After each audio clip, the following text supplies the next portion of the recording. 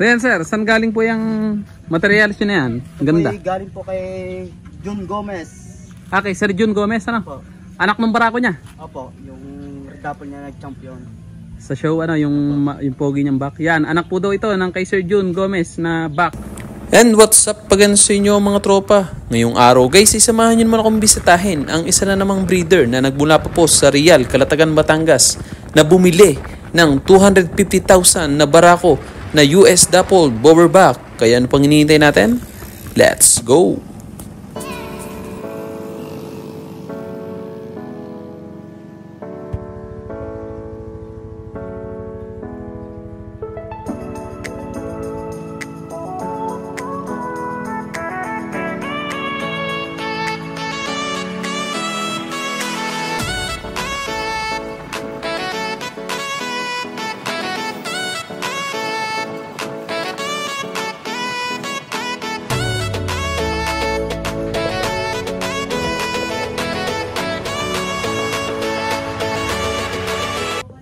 So yun mga tropa, isang magandang araw ulit para sa ating lahat. So for today's video nga ay nandito po tayo sa kambingan ni Sir Ibes Gonzales at ni Sir Paul Gonzales ng BYG Goat Farm. Ayan. So bali mga tropa, ito nga po pala yung kanilang goat house. At kung napansin nyo, ang ganda rin po ng kulungan nila, gawa sa bakal. So napakatibay po nyan. At sabi nga po ni Sir kanina, yung kulungan po nga daw nila dito dati ay gawa lang po daw sa mga paleta o sa mga kahoy. So ngayon, nakitahan natin ang progress. Unti-unti silang nakapagpaganda at nakapagpa-renovate po ng kulungan. Ayan. So dito nga, marami po silang mga inahin. At yung iba nga po daw dito ay mga pure breed lang po. Pure breed pero mga mukha na rin full blood. Oh. Ang gaganda. Ayan, so akitin po natin para makita nyo po yung mga kanilang nagagandahang alaga. Ayan. Bali dito, meron po silang mga traditional, painted. Ayan. So bali mga ito po ay mga personal breeder po nila. Ayan. Ayan oh.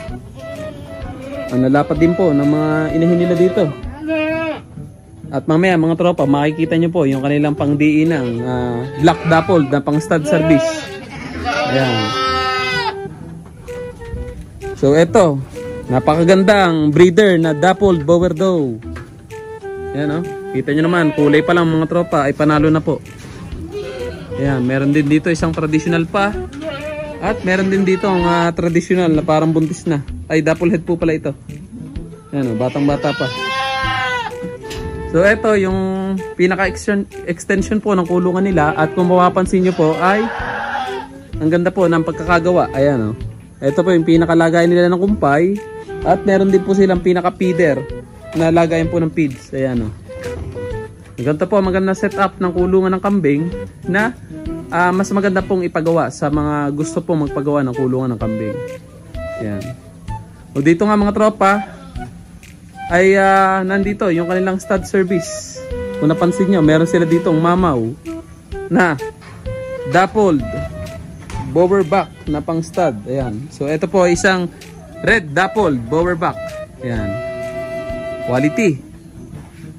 Ayan o. Napansin nyo. Lalapad din ang mga paa. Ayan. Kaya lang mukhang sira na po ang kulungan. Ayan o. At dito naman mga tropa ay meron silang black dappled bowerback. Napakapogi mga tropa. At ito po yung kanilang nakapost na island born. Ang mga magulang po nito ay imported. Yun o. Yan. So sa mga dadayo po dyan, located po ito sa Barangay Real, Calatagan, Batangas. Napakapoging black dappled bowerback. Yan o, sungay pa lang at katawan, panalo na mga tropa. At dito po sa likod nila ay ang kanilang alpasan ng mga kambing nila. Katunayan, meron po dito mga naka pre-range na ilan pong mga alagaan nila. Yan, paikot-ikot lang po yun dyan. You know, may mga black dappled doon at may mga red dappled po na bower doeling. Yan. So kung napansin nyo, medyo maluwag po ang kanilang kambingan. At dito po sa likod, ayan, parang ilat po yan, ilog, yung gitnang yan. Yan o. So nakakaikot po dito mga kambing nila na napakahalaga po para sa ating mga alaga.